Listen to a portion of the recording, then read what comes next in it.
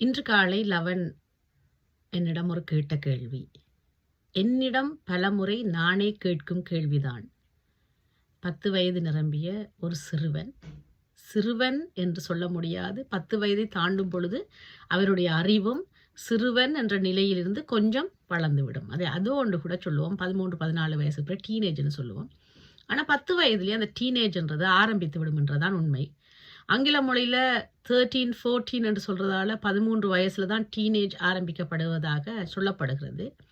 என்னை பொறுத்த வரைக்கும், நான் கண்ட குழந்தைகளை பொறுத்த வரைக்கும், நானாக இருக்கும் பொழுது கூட 10 வயதே அந்த டீனேஜை தொட்டுவிடும். எல்லாத்தையும் விவரமாக அறியணும், எல்லாத்தையும் விவரமாக தெரிந்து கொள்ளணும் என்ற எண்ணப்பாடு தோன்றும். அப்படித்தான் இன்று காலை லவன் என்னிடம் ஒரு கேள்வி கேட்டார். என்ன கேள்வி தெரியுமா? நாங்கள் இந்த உலகத்தில் நிறைய படிக்கிறோம், நிறைய உழைக்கிறோம், கடைசியில் நாங்கள் இறந்துதானே போக போகிறோம். அப்படி இருந்தால் எதற்காக நாங்கள் படிக்க வேண்டும், எதற்காக நாங்கள் கஷ்டப்பட்டு உழைக்க வேண்டும் என்று நான் சொன்னேன். உண்மைதான், கடைசியில் எல்லாரும் இறந்துதான் போக போகிறோம், படிக்கிறதும் உழைக்கிறதும் வீண்தான் என்று ஒரு மொழியாக நான் அப்படியே அவர் கேட்ட கேள்விக்கு இனி தேடிக்கொண்டு போகாமல் ஒரு பதிலாக சொல்லிவிடுவோம் என்று சொல்லிட்டேன்.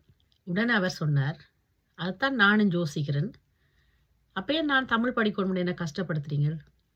தமிழ் படிக்க கஷ்டமாக இருக்குது, தமிழ் எனக்கு படிக்க பிடிக்கல. அப்போ நான் தமிழ் படிக்க தேவையில்லை தானே? எப்படியும் நான் கஷ்டப்பட்டு தமிழ் படித்தாலும் பிறகு நாங்கள் செத்து தானே போகிறோம் எல்லாரும் என்ற ஒரு கேள்வியை திருப்பி கொண்டு வந்து போட்டான். தனக்கு சாதகமான ஒரு பதில் வரணுமன்றதுக்காக காத்திருந்து தான் கடினமாக கஷ்டப்பட்டு படிக்கிற அந்த தமிழே ஏன் படிக்கணும் என்ற கேள்வியை கேட்கறதுக்காக இப்படி ஒரு விஷயத்தை கேட்டான். ஆனால் இந்த விடயம் உண்மையிலேயே ஒரு சரியான கேள்விதான். ஏனென்று சொன்னால், நாங்கள் எதற்கு படிக்கிறோம், எதற்கு உழைக்கிறோம், இறுதியில் என்னத்தை காணப்போகிறோம் என்றால் உண்மையில் எதுவும் இல்லை. ஆனாலும் ஏதோ ஒன்றை தேடி தேடி தினமும் தேடி தேடி எங்களுடைய நேரத்தையும் வாழ்க்கையும் கழிச்சு கொண்டிருக்கிறோம். நாங்கள் வாழ்வது எதற்காக என்ற அர்த்தமும், வாழ்ந்த பிறகு எங்கே செல்லப் போகிறோம் என்ற கேள்வியும் யாருக்கும் தெரியாது. இன்று நடப்பது நாளை நடப்பதில்லை, இன்று நடக்காதது நாளை நடக்கிறது. இப்படி இருக்கேக்க நாங்கள் எதற்காக படிக்கிறோம், எதற்காக உழைக்கிறோம் என்ற கேள்வி எல்லாரிடமும் தோன்றலாம், அல்லது சில பேரிடம் தோன்றலாம், பல பேரிடம் தோன்றாமல் இருக்கலாம். அப்படி தோன்றினால் இதற்கான பதில் என்னவாக இருக்கும்? உங்களிடமே விட்டு விடுகிறேன் அந்த பதிலுக்காக.